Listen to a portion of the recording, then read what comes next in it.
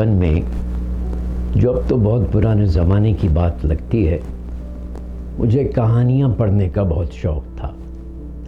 مجھے جاسوسی کہانیاں بہت پسند تھیں، لیکن فکشن یعنی تصوراتی یا خیالی افسانے میری obsession تھے۔ اور میرے سب سے زیادہ پسندیدہ فکشن رائٹرز تو خیر نسیم حجازی، التمش اور ہیرلڈ ولیمز تھے، لیکن میری پسندیدہ کہانی تھی فرحاد علی تیمور کی۔ یہ فرحاد صاحب بڑے کمال کے آدمی تھے، ٹیلی پیتھی کے ماہر تھے اور ٹیلی پیتھی کے ذریعے دنیا کے ہر انسان کی سوچ پڑھ لیتے تھے، اس سے باتیں کر لیتے تھے۔ اور جو سب سے اچھی بات مجھے لگتی تھی وہ یہ تھی کہ وہ انسانوں کی سوچ پر قابو کر کے ان پر کٹ پتلیوں کی طرح قبضہ کر لیتے تھے۔ تو اس لیے میں ان سے بہت زیادہ امپریس تھا۔ اس میں میری عمر بھی یہی کوئی 13-14 سال ہوگی۔ تو میں نے سوچا کہ کامیاب زندگی گزارنے کا سب سے آسان طریقہ تو یہی لگتا ہے کہ انسان ٹیلی پیتھی سیکھ لے۔ ویسے تو خیر اب بھی میں نئی چیزیں اسی بچپن کے بے وقوف دماغ کے ساتھ سیکھنے کی کوشش کرتا ہوں۔ تو خیر لالچ یہ تھی کہ اپنے ٹیچرز کی سوچوں کو قابو کیا اور پاس ہو گئے، محلے کی لائبریری والے کے دماغ کو قابو کیا اور وہاں سے اپنی مرضی سے کتابیں لیں اور اپنی مرضی سے واپس کی، اور ماں کی سوچ پر قابو کر کے اس سے اپنے مرضی کے کھانے پکوا دیے۔ وہ تو بہت سالوں کے بعد احساس ہوا کہ میری ماں کو تو شروع سے ہی پتہ تھا کہ مجھے کیا پسند تھا اور کیا نہیں۔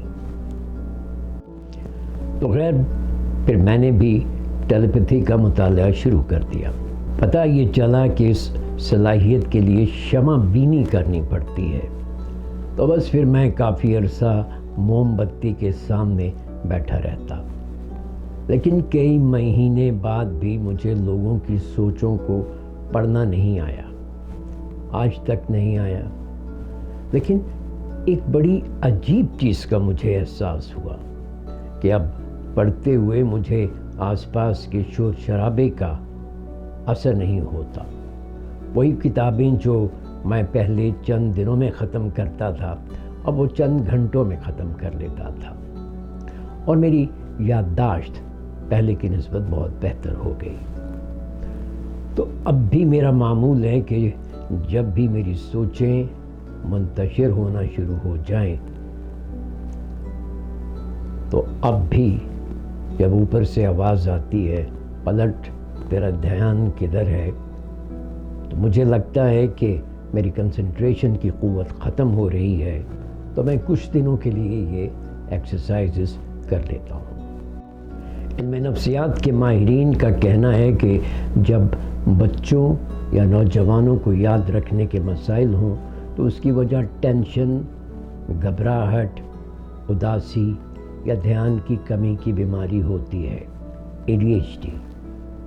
اور یہ بڑی سیدھی سی بات ہے، اگر آپ کسی چیز پر دھیان یعنی ٹینشن نہیں دے رہے تو اس پر توجہ یا توجہ کا ارتکاز یعنی کنسنٹریشن نہیں کر سکیں گے۔ اور اسی طرح دھیان ڈالا لیکن اگر کنسنٹریشن نہ دے سکے تو وہ آپ کی یادداشت یعنی میموری کا حصہ نہیں بنے گی۔ تو یہ جو مذہبی اور روحانی دنیا کے لوگ تھے، یہ اپنے وقتوں کے ماہر نفسیات ہی ہوتے تھے، انہیں کئی ہزار سال پہلے اس بات کا علم ہو گیا تھا۔ تو پچھلے کئی ہزار سال سے یہ لوگ ایسی مشقیں استعمال کر رہے ہیں جس سے ان کے دھیان یعنی اٹینشن اور توجہ یعنی کنسنٹریشن میں حیرت انگیز اضافہ ہو جاتا ہے۔ اور مزے کی بات یہ ہے کہ ماڈرن سائیکو تھراپسٹ بھی یادداشت یعنی میموری کے لیے ان تمام مشقوں کو ہی استعمال کرواتے ہیں۔ ان तमाम मशकों की बुनियादी थीम एक ही होती है, यानी आप किसी एक चीज़ पर काफ़ी देर तक ध्यान देना सीखते हैं, जैसे अपने सांस पर ध्यान, किसी ऑब्जेक्ट पर ध्यान या किसी जिक्र या मंत्र वगैरह पर ध्यान। टेक्नोलॉजी ने जहां हमारी ज़िंदगी को आसान बनाया है, वहीं मॉडर्न टेक्नोलॉजी की वजह से ध्यान और याददाश्त के मसाइल भी पैदा होना शुरू हो गए हैं। अब डिस्ट्रैक्शन ही इतनी हो गई हैं, लोग क्या करें। हमारी तवज्जो देने और ध्यान करने की सलाहियत कम होती जा रही है। We are living in an age of distractions. कभी हॉलीवुड की फिल्में 3 घंटे की होती थीं, जिन्हें बड़ी स्क्रीन पर देखा जाता था, और फिर 2 घंटे हुए, फिर 1.5 घंटा, और अब शॉर्ट्स का ज़माना है। यूट्यूब, इंस्टाग्राम, फेसबुक और फिर टिकटॉक तो बना ही इस मकसद के लिए था, 3 सेकंड की वीडियो। ध्यान यानी अटेंशन और तवज्जो यानी कंसंट्रेशन का फ़र्क समझना भी ज़रूरी है। फ़र्ज़ करें कि आप एक अंधेरे कमरे में हैं। जब आप किसी चीज़ पर टॉर्च से रोशनी डालते हैं तो वो रोशन हो जाती है। आपका ध्यान एक टॉर्च की तरह है। अगर आपकी टॉर्च बंद है यानी ध्यान नहीं, तो आप कुछ नहीं देख सकते। आप जब कुछ देर तक किसी चीज़ पर रोशनी रखते हैं यानी तवज्जो देते हैं या कंसंट्रेट करते हैं, तो फिर वो चीज़ आपको सही से नज़र आती है, और हो सकता है कि वो चीज़ आपको बाद में भी याद रहे। और अगर आपका हाथ इधर उधर हो रहा है और टॉर्च की रोशनी एक जगह कायम नहीं, तो इसका मतलब है आप सही तरह से तवज्जो नहीं दे पा रहे, और आप किसी चीज़ को सही तरीके से नहीं देख पाएंगे, ना कोई चीज़ याद रहेगी। अगर आपने किसी चीज़ को अच्छी तरह से देखना है तो आपको टॉर्च की रोशनी उस पर काफ़ी देर तक डालनी पड़ेगी।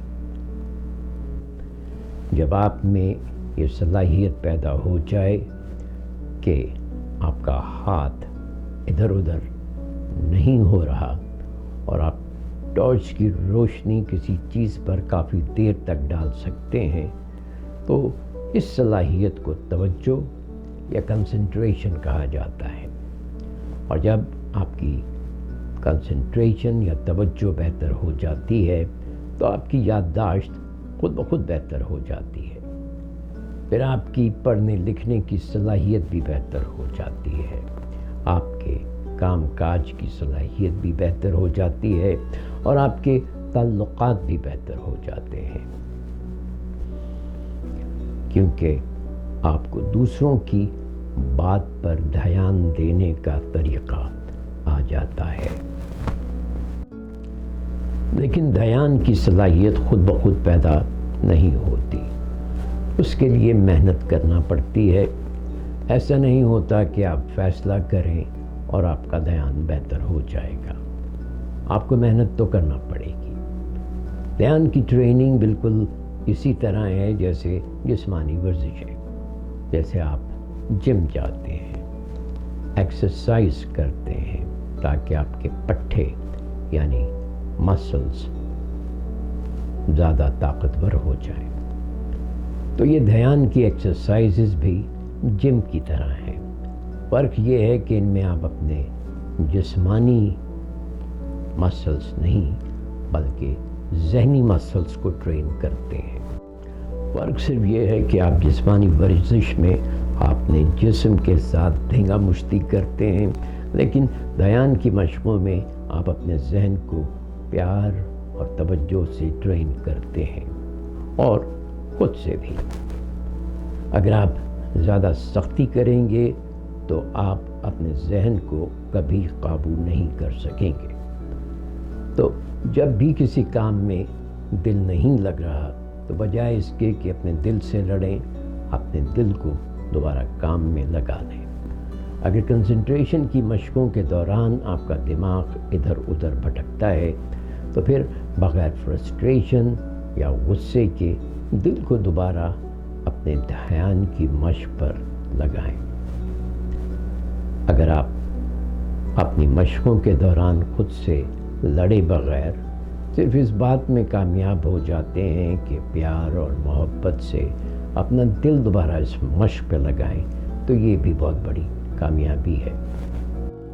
امریکہ کی ایک بہت بڑی اور مشہور یونیورسٹی ہے ہارورڈ، تو وہاں پر انہوں نے ایک ریسرچ کی دھیان کی مشقوں پر، ان سے کنسنٹریشن اور یادداشت میں اضافہ ہوتا تھا۔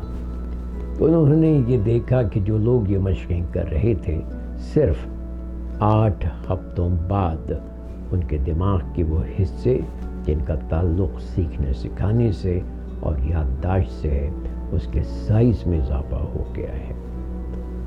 اب یہ جو لوگ دھیان کی مشقیں کرتے ہیں کنسنٹریشن میں اضافے کے لیے، وہ یہ کہتے ہیں کہ جو لوگ یہ مشقیں کرتے ہیں ان میں مسلسل مشقیں کرنے سے یہ صلاحیت پیدا ہو جاتی ہے کہ ایک وقت آتا ہے جب آپ اور جس پر آپ کی توجہ ہو وہ ایک ہو جاتے ہیں۔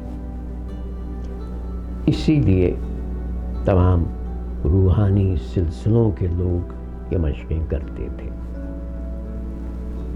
اسے انگلش میں ہائپر فوکس کہا جاتا ہے۔